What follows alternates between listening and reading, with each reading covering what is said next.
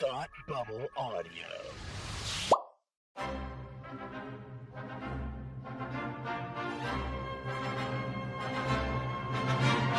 Look, up in the sky! You will never find the more wretched hive of scum and villainy. Welcome to Beer with Geeks with Tim and Frank. Who are you?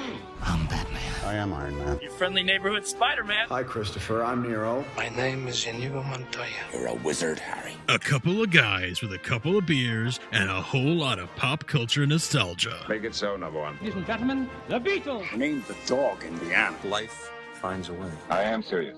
And don't call me Shirley. Now sit back and crack open a cold one, because it's time for Beer with Geeks. It comes in paints? Shaken, not stirred. Great Scott! I was way off. I knew it started with an S, though. Hi, and welcome to Beer with Geeks, the podcast where we reminisce about our geeky childhoods with our ungeeky beer. I'm Tim. And I'm Frank.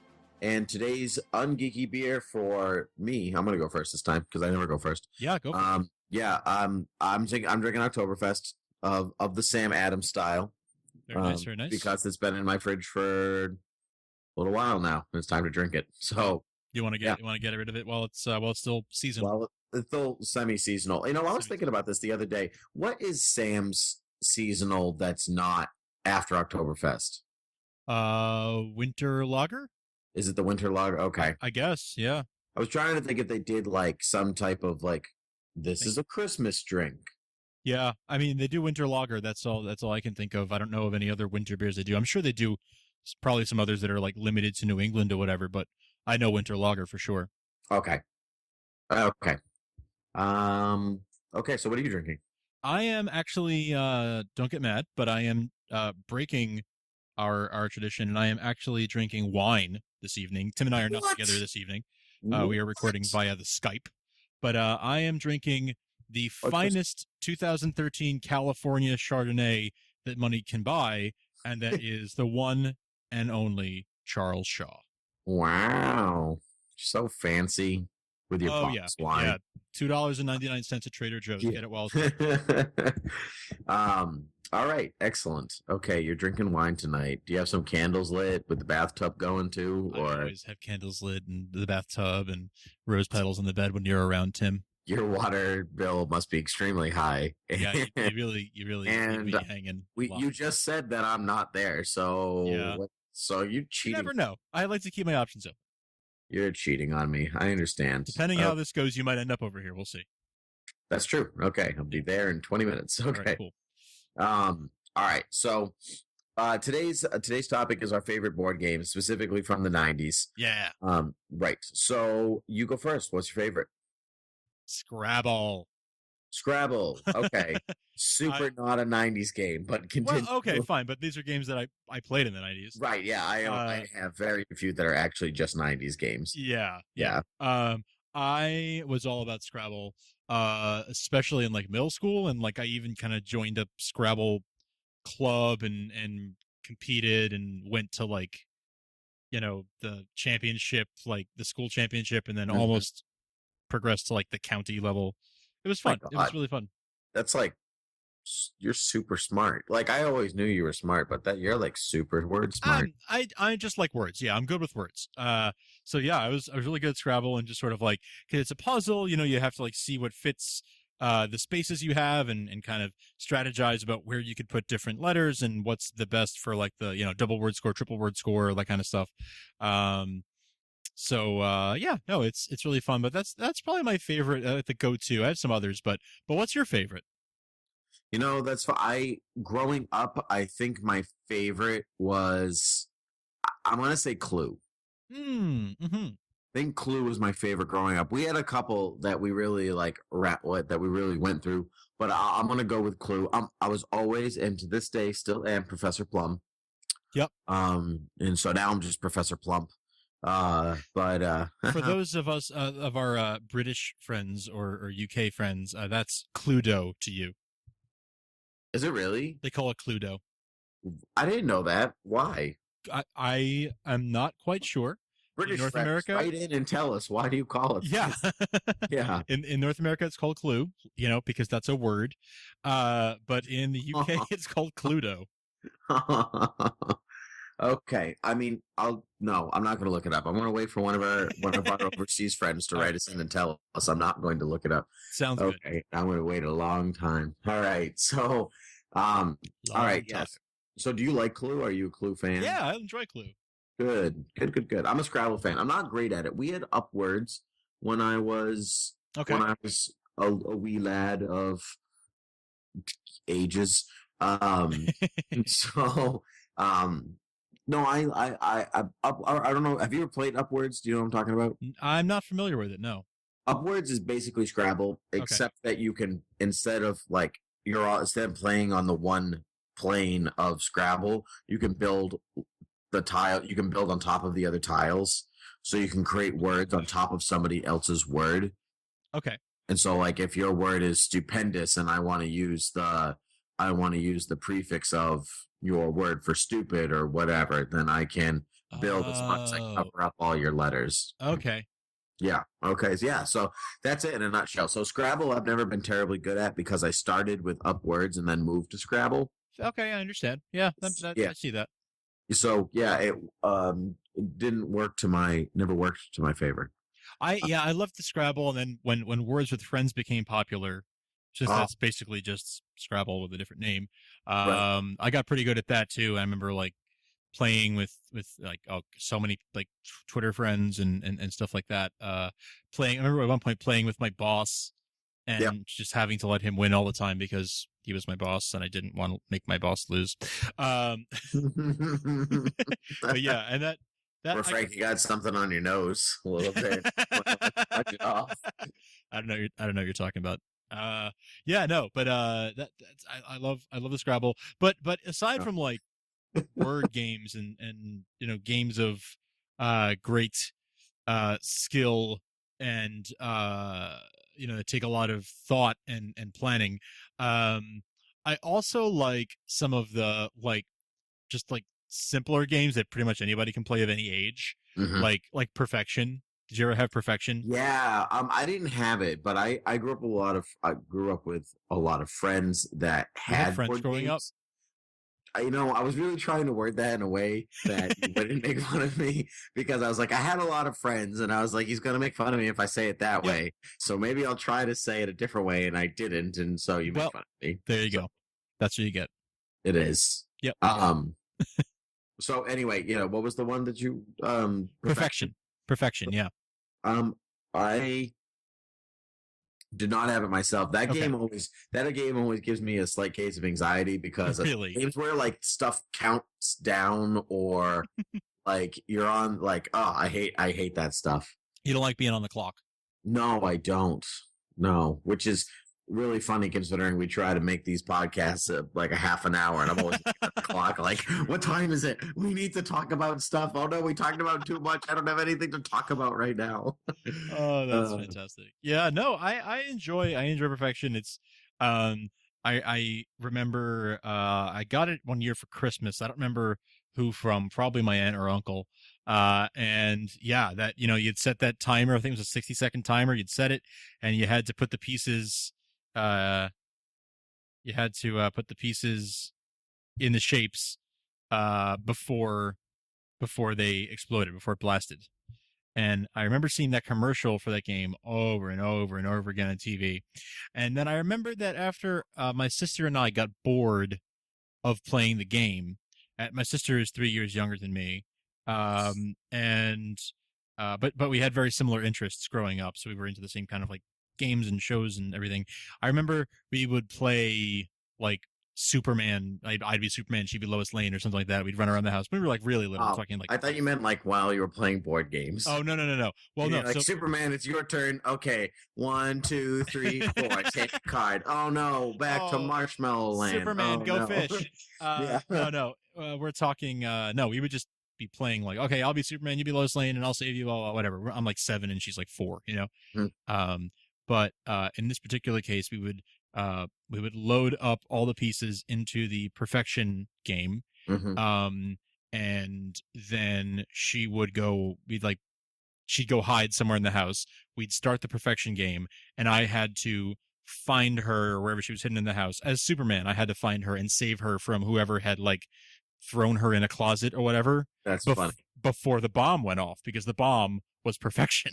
Oh my god, that's actually really clever. It was fun. That's awesome. Again, that's I not was a lot like of time. 7. That gives you like 30 seconds to run around the house. I know. So again, I was like 7. So as stupid as that sounds, bear in mind that. Stupid as that sounds, like I'm gonna go out and get a game of perfection. Like that's what I'm gonna do. Yeah, it was fun for those kind of games where you just sort of like, oh, it's a time bomb. Oh no, it's fun when you were a kid. But yeah, and then like of course there's the Monopoly.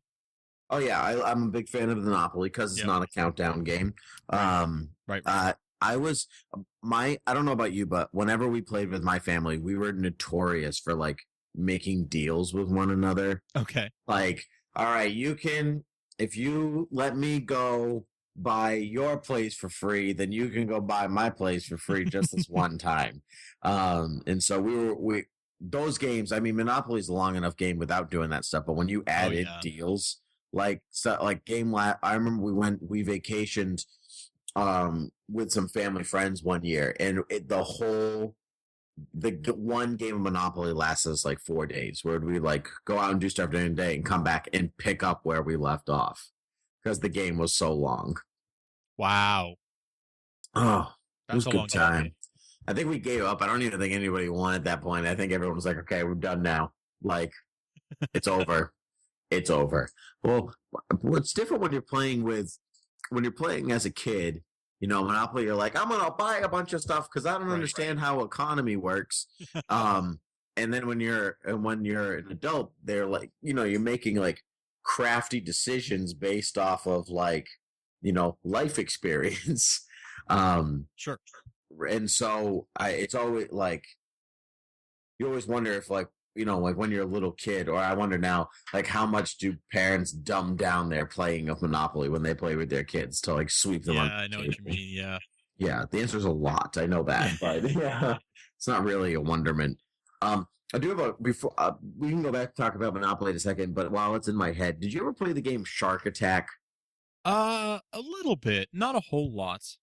I was just thinking of it as the game that, like I said, I don't like games that like the clock is running out. Right.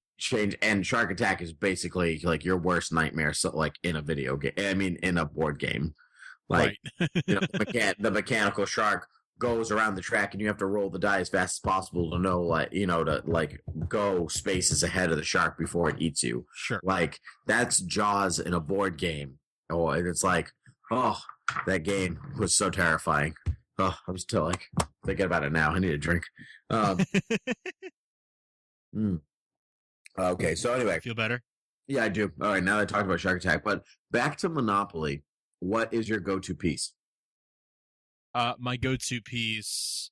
I don't know that I have a go-to. Really? You're like one person in the world who doesn't have a go-to Monopoly piece. Yeah, maybe the top hat. Oh, because you're a classy fella. I mean, I am drinking $2 Chuck. You are. $2 Chuck. $2 Chuck. I usually go for the thimble myself. Okay. Just because a couple of years ago, a while back now, my friends and I used to have a group of my friends used to have. Yes, I have friends.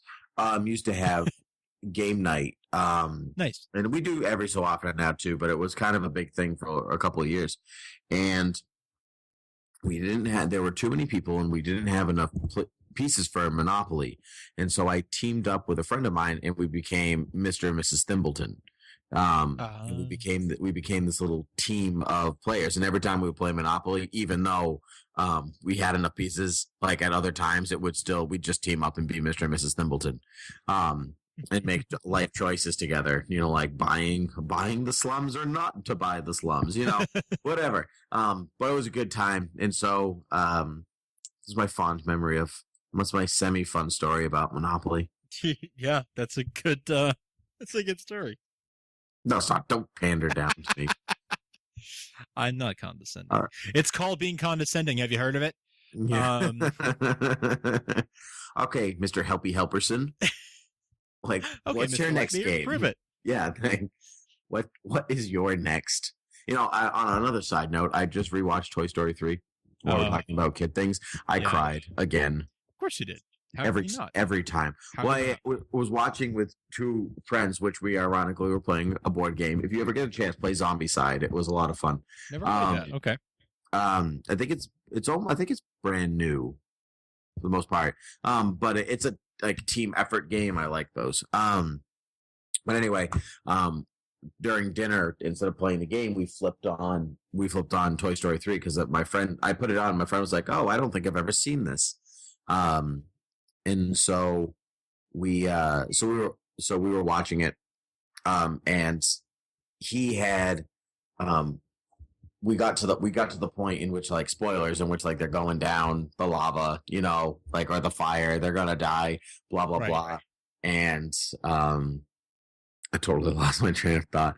But I was like, I'm sitting there and I'm like, I know they're gonna be alive, and I don't want to ruin this for him, but I'm still nervous. Like, it's like, I know they're going to be alive. I've seen this movie a bunch of times. I'm still nervous. Oh, the movie's great. Anyway, back to board games. It's a fantastic movie. I agree. For the record, it is. All right. So, Mr. Lightbeer, Mr. $2 wine. So, how much did you play Battleship growing up? I didn't originally play. Didn't play original Battleship first. I played a little bit, but we had Star Wars Galactic Battleship. And it was electronic and whatnot, and it was like TIE Fighter, destroy, and like all this stuff, and you were either the Rebel Alliance or the Empire. Yep. And I mean, it works exactly the same way, except all the ships are like TIE Fighters and Star Destroyers and TIE Bombers and B-Wings and X-Wings and Y-Wings and A-Wings. Fun. It was awesome. I still have it, actually. So is it where like one person is the Alliance and one person is the Rebellion? Yeah. Oh, that's so great. Well, no, by one person, you mean one person's the Empire and one person's the Rebellion. What is the Alliance and the Rebellion? Get off! What? Go away! You're so right. I didn't even catch myself. Yes, I meant the Empire and the Rebellion. Not the Alliance and the Rebellion. That would be the same thing.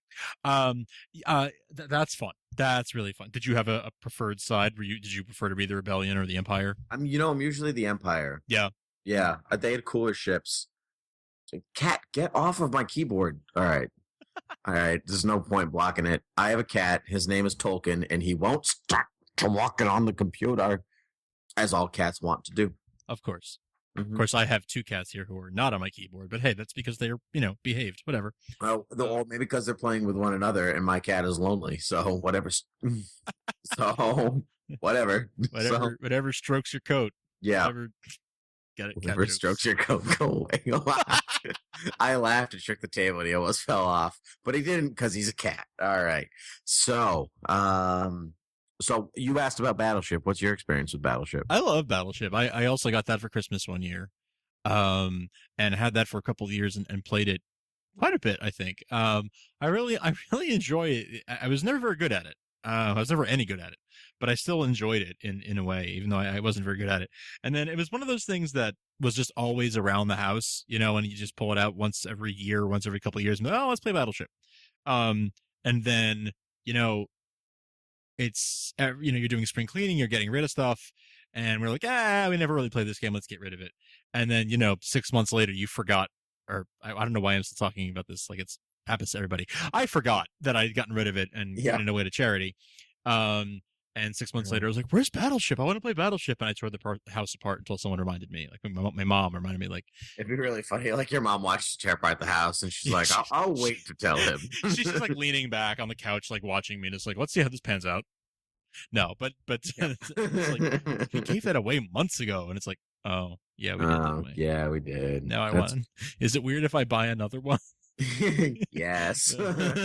I have two stories about Battleship. One, we had the Star Wars Electronic Galactic Battle one.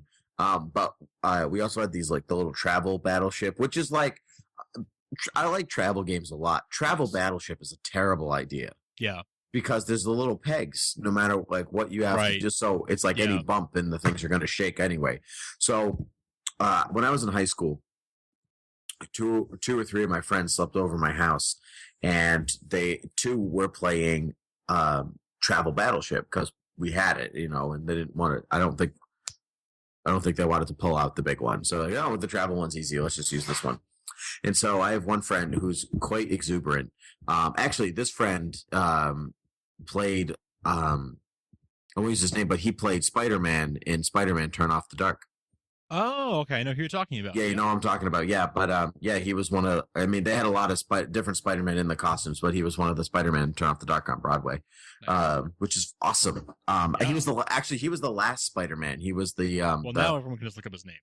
Yeah, well, there were a couple of them. So, and so anyway, I remember like my friend, A4, and he was like, "You shot my battleship," and he like flung his hands up in the air, but all the pieces for Battleship went flying into the air, all the pegs. Oh, it took us like a half an hour to find all the pegs to pick them up. There were so many of them. But good times about battleships. Have you ever played Battle Shots?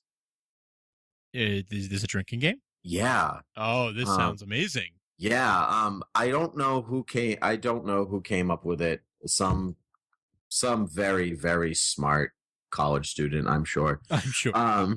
And so Battle Shots basically works like Battleship.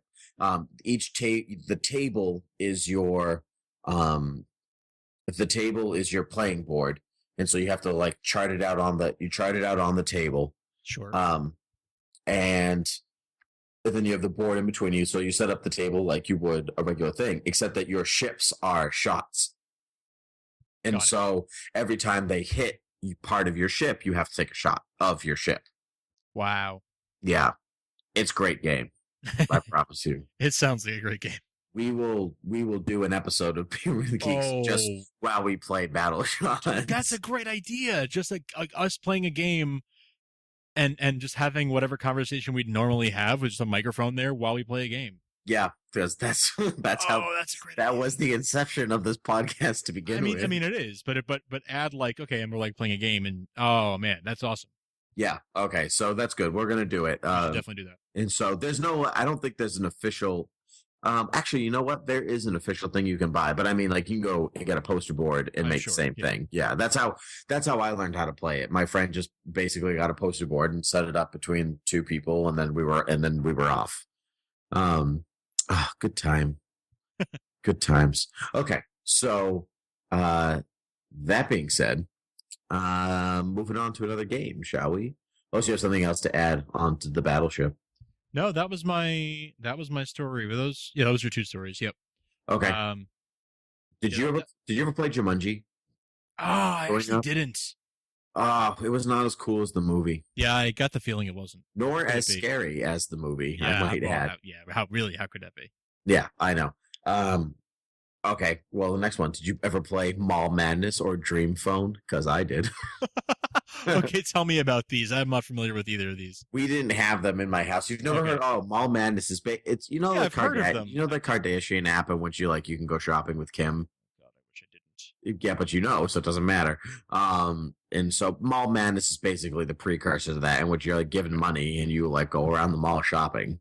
Like, thus ends the game. That's the worst. Yeah, I have played it though. Also, that is the worst Dream idea Phone, I've ever heard. And there's also Dream Phone, in which you have to call the crushes that you have, and you have like cards, and you have to call the crush to see if they have a crush on you or not, or something like that. I don't remember exactly how it's played, but I do remember it quite. I do remember the box and everything quite vividly. I don't know why I don't know why those stuck with me. But you know what? So did Gator Golf. I'm not sure so why they stuck whatever. with you either, to be honest. I don't know. Some they might have had those commercials. There's always kind of loop one another. So some of them just kind of the brain sticks with you, or maybe they were commercials that were taped. Like I taped something off a TV and they were commercials in there, and that's why those games particularly stuck with me. But that one, Don't Wake Daddy, Gator Golf, they all those commercials have stuck with me over the years. Yeah, yeah. All right, I get that. Even though I've never played Don't Wake Daddy, I've always Neither have wanted to, and I've always wanted to play that stupid game, and I've never been able to. It looks like it's just a spin on Operation. Yes, which is also a great game, but much harder than it looks. Yeah. My hands are not that steady. No, me either. I'm not good at Operation. I am not good at Operation. But it's okay because I'm not that kind of doctor. And You're a doctor of the mind. I'm a doctor of the mind. Nope. I'm a doctor of fate. I'm a Doctor of Doom. Oh, speaking of Doctor of Doom, did you hear this is a little way off topic, but did you hear the guy who's playing Doctor Doom? Did you hear what he said about what they did to Doom in the new Fantastic Four movie? Yes. Yeah. That he's a blogger named Doom? I don't want to talk about it. I do. What the hell is that? Like, what the hell is that? It's one of the coolest villains in all of Marvel Comics. Nay, allegedly, even all comics. He is a Eastern European dictator with diplomatic immunity. That is awesome. Like, that is an awesome thing. And you turned him into an antisocial blogger with a bad tag. Like, okay. My only words on the subject are, if you want to know how I feel about the subject, there are two people you can follow on Twitter who summed it up really nicely. Although by the time you hear this, it will have been long gone. But no, just a couple of friends of mine on Twitter. We're going back and forth. And just making up all kinds of funny, ridiculous things that could happen in the new not X-Men, in the new Fantastic Four movie that would be equally ridiculous. And they were just kind of riffing on the ridiculousness of Dr. Doom as a blogger, because it is indeed ridiculous. So saying things like, this is my friend at Hunter Camp, or my friend at Henchman21. MODOK is an annoying 13-year-old that's better at video games than you are. In the new Fantastic Four, Dragon Man is an operating system. In the new Fantastic Four, the ultimate nullifier is just a delete button. Oh my God. In the new Fantastic Four, Dazzler worked at the makeup counter at J.C. Penney. Magneto is the manager of a Home Depot. Oh my God. It goes on. So at Hunter Camp and at Henchman21, if you want a good laugh, just in general, if you go back to their tweets from November 11th, you'll be quite pleased. But anyway, I guess the fact that we've moved on to Fantastic Four and such means that we're out of video games. Board games to talk about. Unless you have any final thoughts. Well, I'm a big fan of the game. I mean, I have other board games that I certainly played that I could keep going with this, but do you want to give some honorable mentions then? Yes. The Game of Life. Oh, of course. Oh man, big fan. Yeah, love the Game of Life. There's also a game called Probe. I don't know if you've ever played this game. Probe. That sounds like something the aliens did to me last night. Yeah, well, actually, I have a good story about this game. Basically, it's like a word guess game where you pick a word and then you have all the cards and you have to, like, people go around and try to guess your words. So it's like a little bit like Wheel of Fortune without the wheel. Yeah, I guess. Okay. I guess you can kind of compare it to that. But I remember playing this game once, and the people I was playing with, we were young, and we were flipping. One person was flipping through the dictionary, and they like chose a word and whatever else, and they were the last word, and nobody could get it. Nobody. Yep. Like, what is this Asian word? Like, we don't have it. And so finally they flip it over, and the word is masturbation. And we were like 7, 8 years old, and they were like, God. What? It's a big word. Like, what? Oh, I'll never forget that as long as I live. Oh, it was so funny. That's like letting kids play Cards Against Humanity.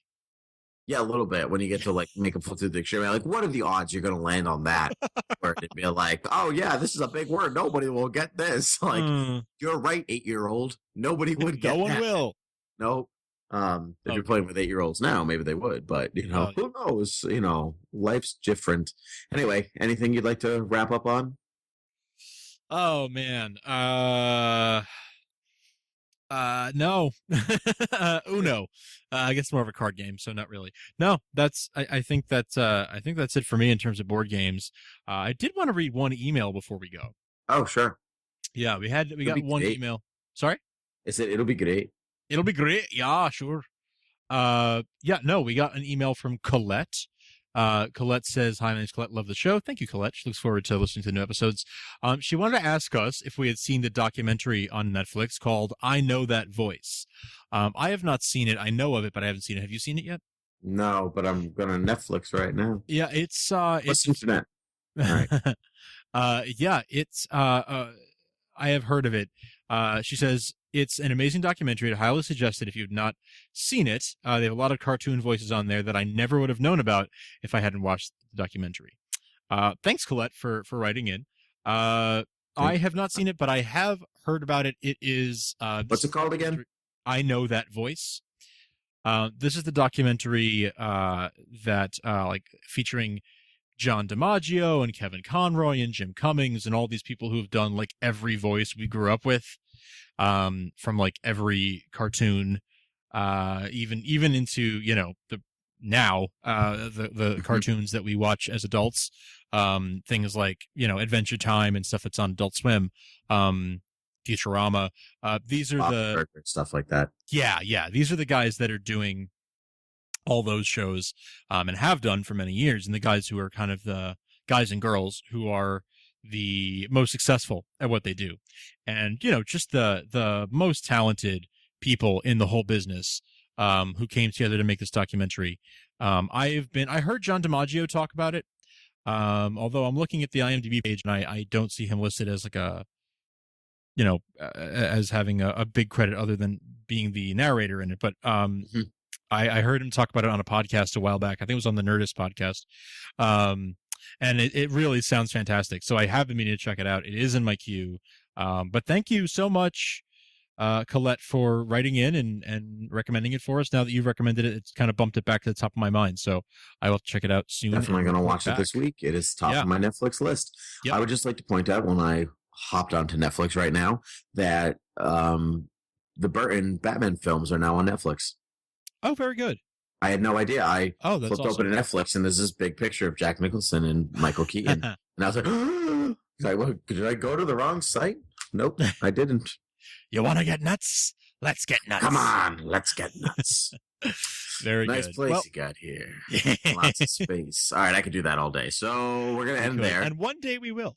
But thank you again to Colette for writing in. She wrote into us at beerwithgeeks@gmail.com. That's where you can write in and have your email read by us and possibly even read on the show. You can write us an iTunes review. Just search for us on iTunes, Beer with Geeks. Check us out. Same on Stitcher Radio. We're also there. Find us on Twitter at Beer with Geeks or Facebook.com/Beer with Geeks, where we are also there. Great way to interact with us personally and kind of joke around. I'm usually checking Twitter pretty constantly throughout the day and replying back to everybody. So I can pretty much guarantee if you tweeted us, you'll get a reply. That's yeah. It's a fun place. We have a great group of people on there. So please check us out. And find us all over the interwebs. BeerWithGeeks.com, another way to find the show. Excellent. Do you have anything further to add? Nothing except that don't knock $2 Chuck. It's actually pretty good. I wasn't knocking it. Oh, not you. Just in general. Oh, okay. General life advice for. I was knocking you drinking wine, not knocking. Oh yeah. $2 No, that's Chuck. fine. There's two different things. I deserve that. I mean, it's Beer with Geeks, not Wine with Geeks, so I deserve that. No, it's fine. It's going to be Rum with Geeks next week. Ooh, so. All right. Sounds good. Yeah. Okay, cool. All right. Until next time. Cheers. Cheers.